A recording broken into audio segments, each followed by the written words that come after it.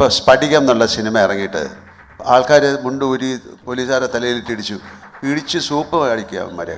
Criminal മൈൻഡുള്ള ആൾക്കാർക്ക് ഇതൊരു ഗൈഡാണ് എന്നുള്ള രീതിയിലൊരു അഭിപ്രായം വന്നിരുന്നു. അപ്പോൾ ഈ ഒരു തോട്ടിനോട് ഇപ്പോൾ ലാലേട്ടന് എന്താണ് പറയാനുള്ളത്? ഈ ചോദ്യത്തോട് അങ്ങേക്ക് എന്താണ് ഉത്തരം പറയുക? അങ്ങേക്ക് അങ്ങനെ തോന്നിയിട്ടുണ്ടോ? ശരിക്കും പറഞ്ഞാൽ ക്രിമിനൽ മൈൻഡ് ഉള്ളവർക്ക് അത് ആ രീതിയിൽ ചിന്തിക്കാം. അതെ, അതാണ് കാര്യം. ജോർജ് കുട്ടി ഒരു ക്രിമിനലായിട്ട് ഞാൻ ഇതുവരെ ഒരിക്കലും അങ്ങനെ, പിന്നെ ഇതൊരു സിനിമയാണ്, ഒരു മേക്ക് ബിലീഫാണ്. അങ്ങനെ സാധിച്ചു എന്നുള്ള, ഞാൻ 10-20 വർഷമൊക്കെ കഴിഞ്ഞിട്ടൊക്കെ അങ്ങനെ പോലീസിനെ കബളിപ്പിച്ചൊന്നും നടക്കില്ല. ഇപ്പോൾ സ്ഫടികം എന്നുള്ള സിനിമ ഇറങ്ങിയിട്ട് ആൾക്കാർ മുണ്ടൂരി പോലീസുകാരെ തലയിലിട്ടിടിച്ചു, ഇടിച്ച് സൂപ്പ് കാണിക്കുക അവന്മാരെ.